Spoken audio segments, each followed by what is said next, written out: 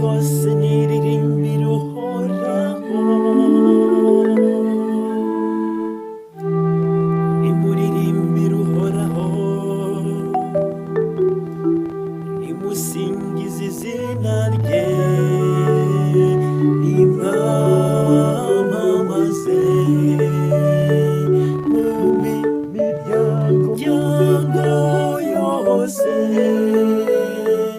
iby'agatangaza k'uhoraho, iby'agatangaza k'uhoraho. Uko bukeye mwogeza agakiza ke,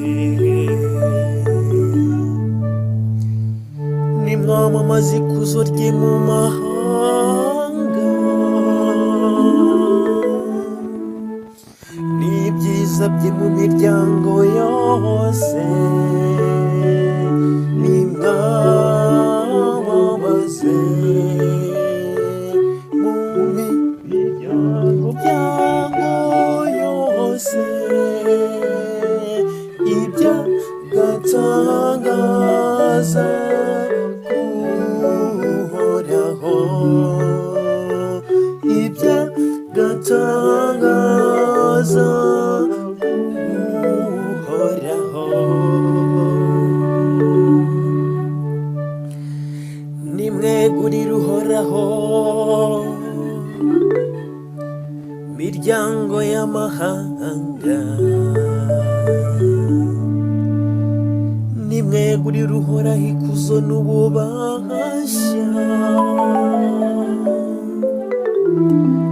nimwegurire uhoraho ikuzo ry'izina rye, nimwamamaze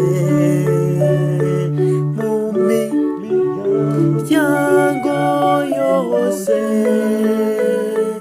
iry'agatangaza k'uhoraho,